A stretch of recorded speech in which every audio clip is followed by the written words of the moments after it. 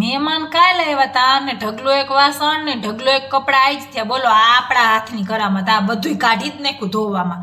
કાંઈ વાંધો નહીં, પણ ફટાફટ કામ કરીને તોય 11:30 થઈ ગયા, નવરા થયા ને ત્યાં. અને માથા ઓળવાનો ટાઈમ ન મળ્યો. અને પછી ફટાફટ માથા ઓળીને નવરા થઈને હાલો સીધા રસોડામાં રોટલી બનાવવા. આપણા બેનને ફટાફટ લાગી ગઈ હતી ભૂખ, એટલે રોટલી બનાવીને આપણે બેસી ગયા હતા જમવા.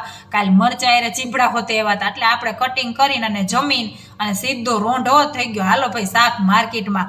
આ કેદુના ગયા નતા, વરસાદ આવતો હતો ને તોય જવું પડે એમ હતું. એટલે શાકભાજી ફટાફટ આપણે લઈને આવી ગયા હતા. જો કોબી ને બધું લીધું હતું, ધાણા લીધા હતા, અને 2-3 કાકડી લીધી હતી ને પતિદેવ આય બેઠા બેઠા ખાઈ ગયા. હવે કાચું મારે શેનું બનાવવું? અને હાઈ જે આપણે કાંઈ વિચાર નતો તો પછી વઘારીને તુરિયા. હા, કેદુનું ખાધું નતું, તપેલીમાં વઘાર્યું, બધા કે મીઠું થાય. અને બેન હાટું ખીચડી બનાવીને કીધું મેં હાલ પેલા તને ખવડાવી દો, નતો તારા ભૂંગરા શરૂ થાય. અને એને ખવડાવીને આપણે જો ટપા ટપ કરીને રોટલા ટીપીને ખા. હા, મજા આવે તુરિયાને શાક ચોરી. અને પછી આપણે બેસી ગયા હતા જમવા. હા, હાલો જમવા. પછી કેતા નહીં, કીધું નતું. તો આવો જ મોર મિની વ્લોગ જોવા માટે મારી ચેનલને સબસ્ક્રાઈબ કરી દેજો. બાય બાય, જય શ્રી કૃષ્ણ.